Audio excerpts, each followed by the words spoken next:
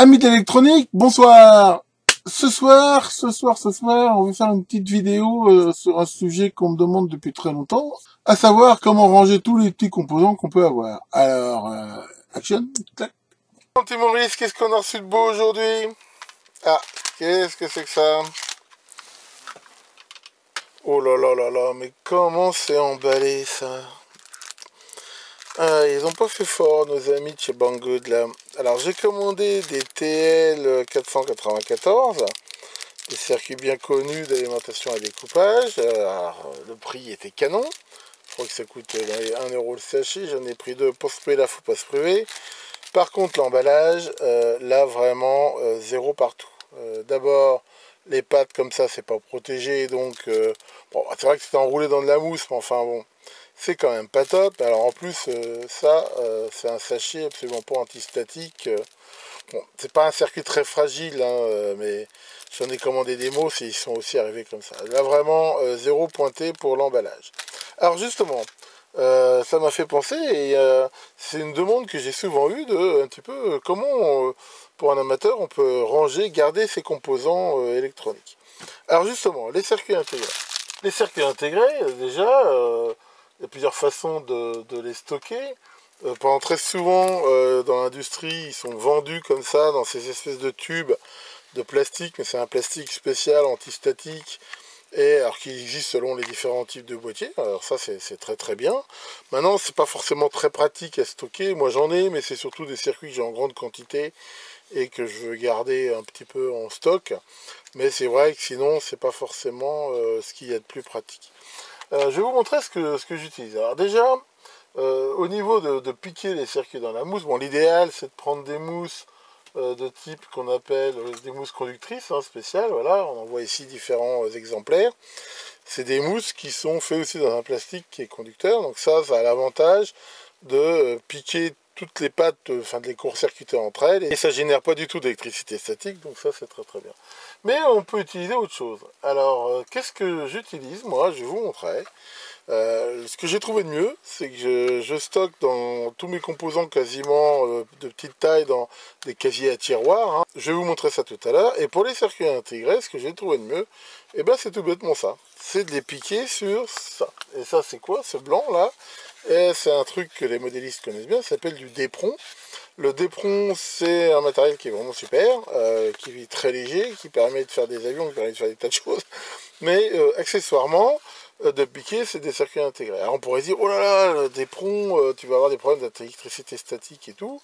Mais en fait, non, j'ai fait plein d'essais, plein de mesures, j'ai pas de problème du tout avec ça. D'ailleurs, je fais ça depuis des années et j'ai jamais eu de circuit mort par rapport à ça. Et donc l'idée, c'est quoi? Et ben voilà, je fais des casiers. Alors souvent, moi, je les trie par famille, hein. Par exemple, là, on voit que c'est des portes Hand. Et par grande famille, hein, c'est du TTL, hein. Et derrière, ah non, là c'est du MOS, pardon. Et derrière, eh ben, voilà, on peut même en mettre des deux côtés. Ici, bah, je les regroupe après par les différents types de modèles, là, des 4011, là c'est des 4081, et ainsi de suite.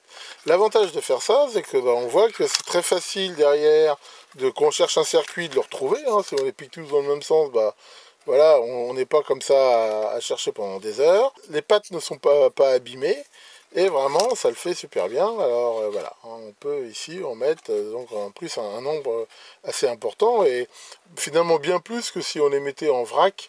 Parce que quand on les met en vrac, de toute façon, d'abord ils s'abîment, puis en même temps, finalement on en met moins. Enfin c'est bien connu, hein. Quand on met des choses bien rangées dans une boîte, on en met plus que si on met ça en vrac. Donc voilà, moi j'utilise ça. Alors, un truc qui n'est pas une bonne idée du tout, c'est quand on prend un plastique comme ça, de mettre une feuille d'alu et de piquer les pattes à côté. Pourquoi c'est pas bon? Parce que entre le métal des pattes des connexions et l'aluminium, bah, ça va faire un couple de réducteurs et avec l'humidité, même si elle est faible, ça finit par bouffer les pattes, enfin ça fait des tas de bêtises. Alors, on peut le faire temporairement, si par exemple on envoie des circuits à quelqu'un, on peut très bien le faire, mais voilà, pour du stockage à longue durée, il faut pas le faire. En même temps, il faut quand même pas trop d'humidité, hein. Moi, j'avais récupéré une fois un endroit qui était un peu humide, des circuits qui avaient été stockés dans de la mousse comme ça, bah, les pattes se bousillent. Il faut quand même que ça reste bien sec. Enfin, donc voilà pour le stockage des circuits intégrés. Alors après, il y a le problème des circuits CMS. Alors là, il y a plusieurs façons. Il fut un temps où, quand je commandais en Chine, à chaque commande, ils donnaient gratuitement une sorte de bonus, ces petits tiroirs là qu'on peut monter ensemble et qui s'ouvrent comme ça avec un système à ressort. Alors ça, c'est super bien.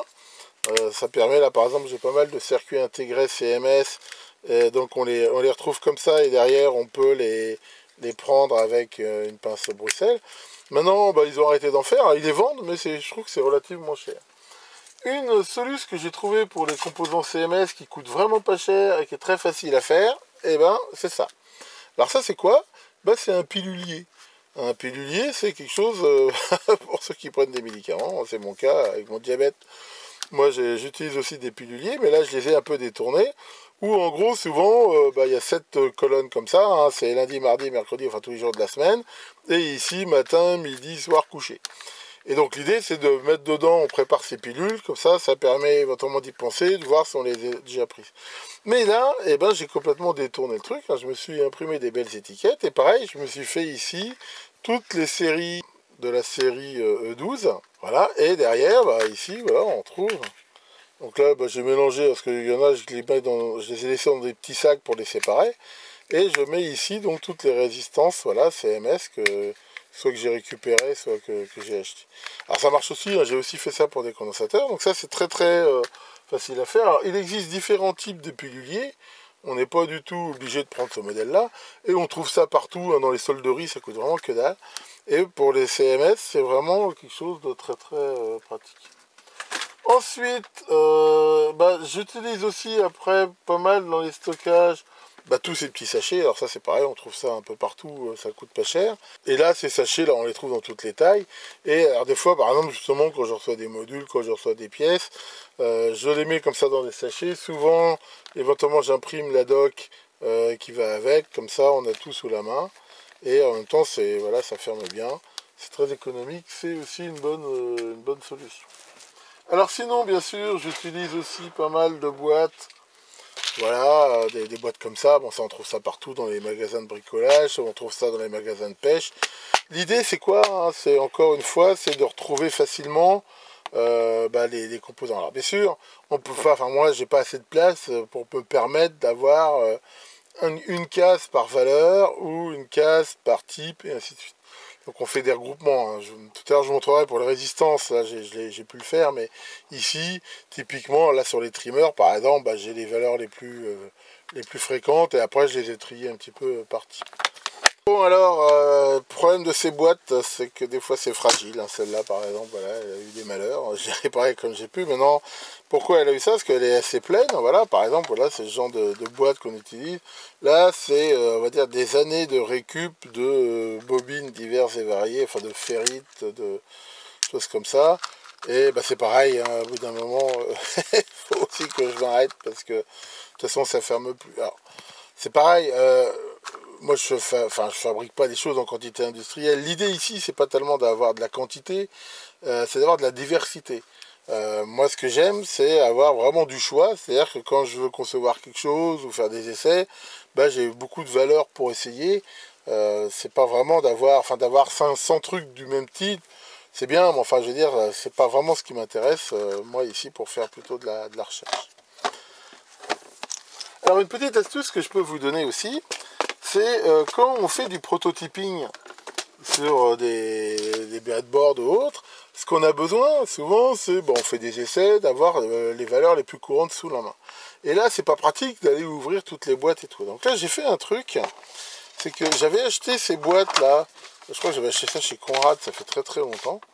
Et c'est des boîtes où à l'origine, voilà, il y avait, on va dire, les valeurs les plus courantes de résistance.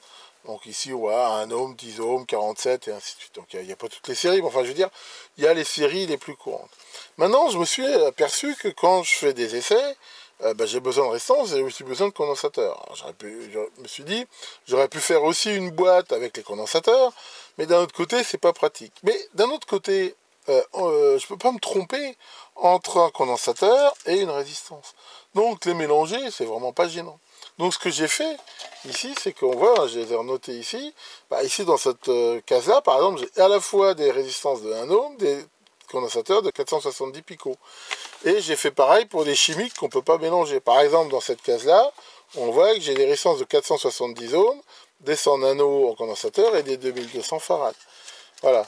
Et ici, on le voit ici, hein, voilà, je fais un gros plan. Maintenant, c'est pas gênant que ça soit mélangé, parce qu'il n'y a aucune chance de se tromper entre une résistance, un condensateur électrochimique et un plus faible valeur, comme les jaunes. Donc voilà, c'est ça l'idée. D'ailleurs, je vais sans doute rajouter d'autres composants là-dedans. Là, j'ai des diodes, des choses comme ça. Et c'est ça l'idée. Grâce à cette boîte, quand je fais des essais avec une breadboard, généralement, j'ai, enfin, on va dire, les composants les plus courants à portée de main, ça été obligé de me lever, d'aller chercher des tas de trucs. Et ça, c'est vraiment pratique. Donc, je vais sans doute compléter la boîte avec des LED, avec des diodes les plus courantes, des 41, 48, des 4001, des choses comme ça. Et grâce à cette boîte, bah, c'est vraiment très facile de faire des essais. Et maintenant, tiens, je vais faire un essai en même temps. C'était les soldes il n'y a pas longtemps et j'ai acheté Claire, ce petit Canon PowerShot N qui est très très bizarre. Enfin, je veux dire qu'il est bizarre, ils ont voulu faire des trucs un peu révolutionnaires. Hein, là. Par exemple, au début, on se dit comment on fait pour prendre des photos, il n'y a pas de bouton. Et faut appuyer là. Enfin, il a des trucs sympas, ce petit appareil. Au début, il est un petit peu perturbant. Je l'ai acheté parce qu'il permet de transférer les photos en Wi-Fi plutôt que de les brancher. Et le problème, c'est qu'il le fait avec une telle lenteur que ça vaut pas le coup. Mais enfin bon, je vais en profiter là justement. Je vais le prendre. Hein, il fait aussi caméscope pour filmer justement mes tiroirs là.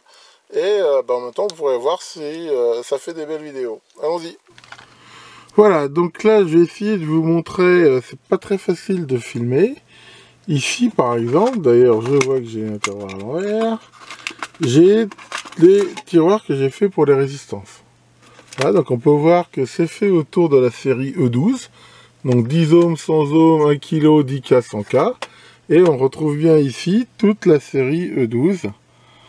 Ici, sachant qu'après, j'ai pour les résistances intermédiaires, et en bas les valeurs un peu moins courantes. Et j'ai exactement la même chose ici, voilà, on voit pour les condensateurs. Voilà. Ensuite, en rangement, j'utilise beaucoup ces bacs en carton pliables là, qui permettent de faire des bacs de rangement vraiment économiques.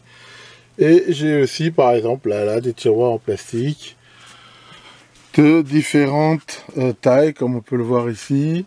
J'en ai d'autres là pour ranger du matériel plus en vrac. Et après, j'utilise énormément de sachets plastiques. Enfin voilà, hein, principalement, voilà ce que j'utilise comme type de stockage. Voilà pour cette petite vidéo sur quelques astuces que j'ai pour ranger tous mes composants. C'est milliers, voire à mon avis millions de composants que je peux avoir. Et moi, mon problème, c'est toujours ça. Hein. J'ai beaucoup de choses et j'ai pas beaucoup de place. Enfin bon, quelque part, heureusement, sinon, comme les gars, je remplirais l'espace. Enfin voilà, que Raku, le dieu du rangement, vous êtes justement à foutre de l'ordre dans votre pseudo-bordel s'il y en a. Et catch you next time. Does not compute. Terminating.